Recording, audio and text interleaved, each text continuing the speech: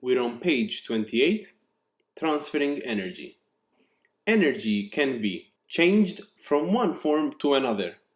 When this happens, energy is conserved.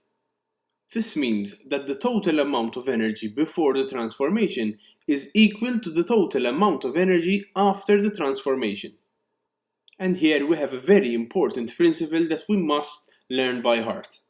The principle of conservation of energy states that energy can neither be created nor destroyed. It can only be transferred from one form to another. So whenever we have an energy transformation, whenever we have some kind of energy turning into something else, as we shall see, there is no energy that is lost.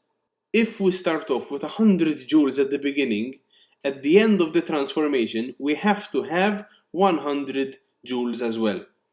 Not all the 100 joules might be the form of energy that we wanted the transformation to give us, but we will still have 100 joules of energy at the end.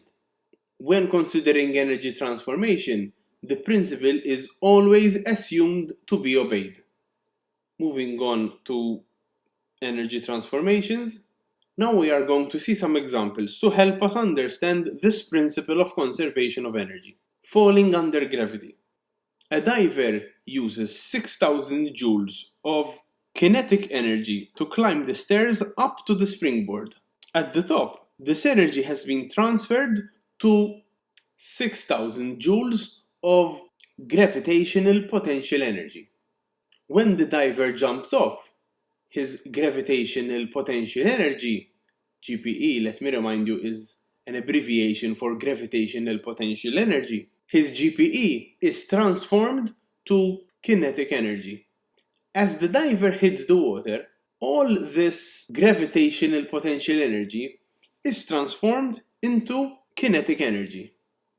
The diagram on the right is helping us out with a couple of values.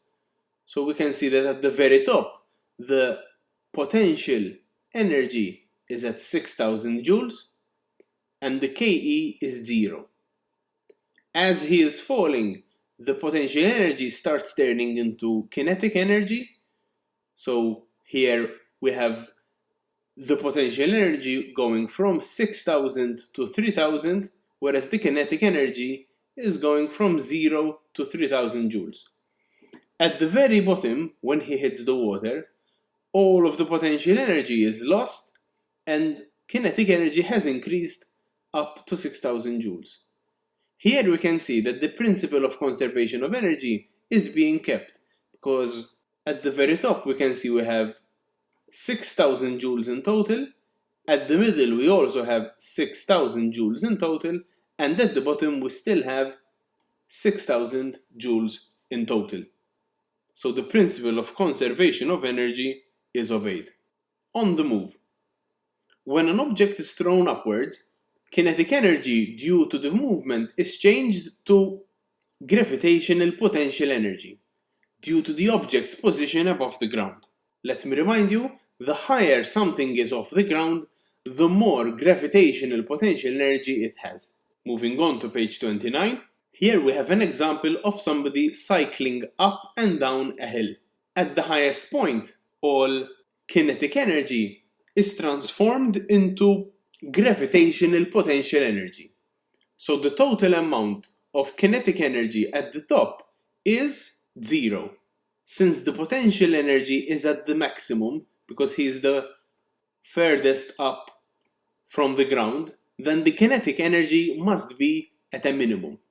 Therefore, we get the answer of 0.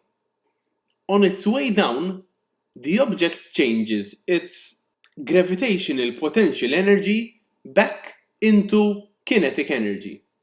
The total gravitational potential energy is 0 at the bottom, because since he is the closest to the ground, he is actually directly on the ground at this point, then he has no potential energy. Stretching a bow. When an archer stretches a bow, he obtains the energy he needs from the food he eats. This energy is chemical energy.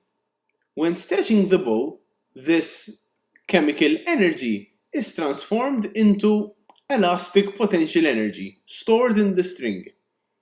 When the string is released, all elastic potential energy is changed into kinetic energy as the arrow flies off.